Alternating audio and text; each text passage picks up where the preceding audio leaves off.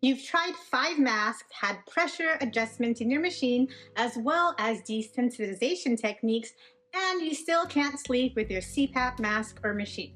So what if I told you now there's a treatment for obstructive sleep apnea that works from inside your body? No mask, no hose, and no air blowing on your face.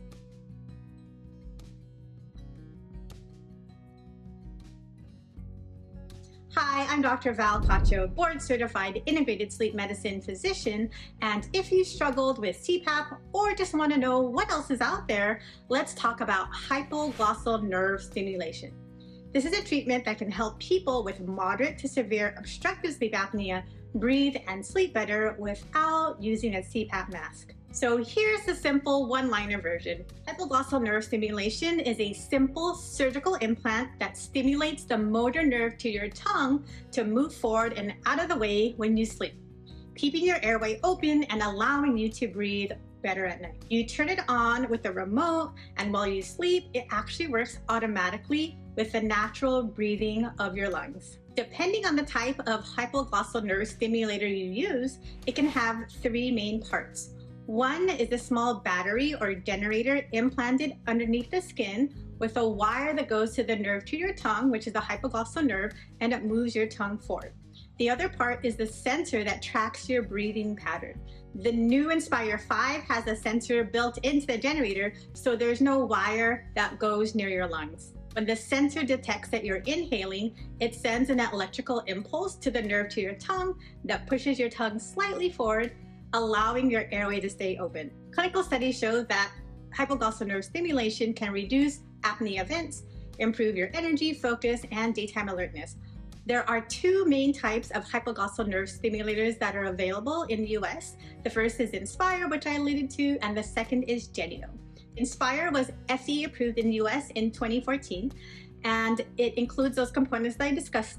The small battery in your chest wall with a wire that goes to the nerve to your tongue. One caveat is that commercials, and they have a lot of commercials out there, they say Inspire is a simple procedure, which can be super misleading because things like colonoscopies or skin biopsies are also considered procedure. Inspire is a surgical implant under general anesthesia. It can last anywhere between 1 to 3 hours, but the good thing is you go home the same day. Genio, on the other hand, is a newer device. It did get FDA approved in August of 2025.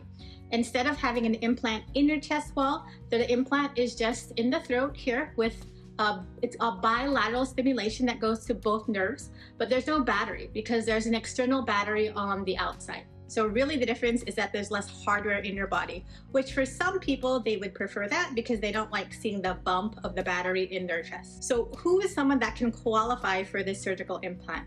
It's for adults with moderate to severe obstructive sleep apnea who can't tolerate or fail CPAP. The Inspire is also indicated for pediatric patients with Down syndrome. Also, your body mass index does matter, anywhere between 30 to 40, and it depends on your insurance.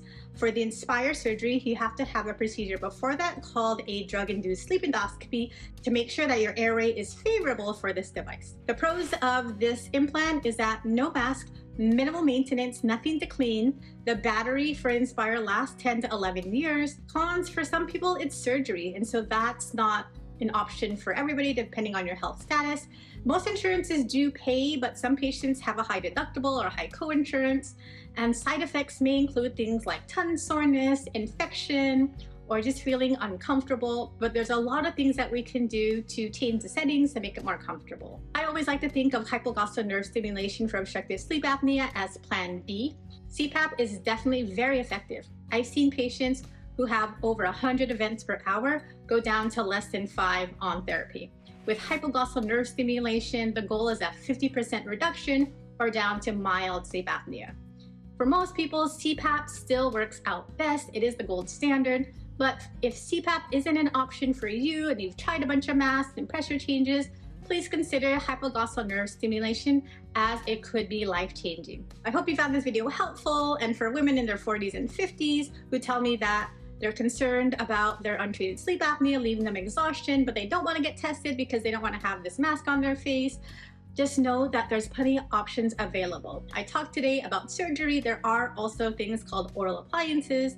Sometimes a weight loss is a good option, or even changing your body position with an adjustable bed or using a side pillow. All right, ladies, until next time, sleep well. Thanks for watching.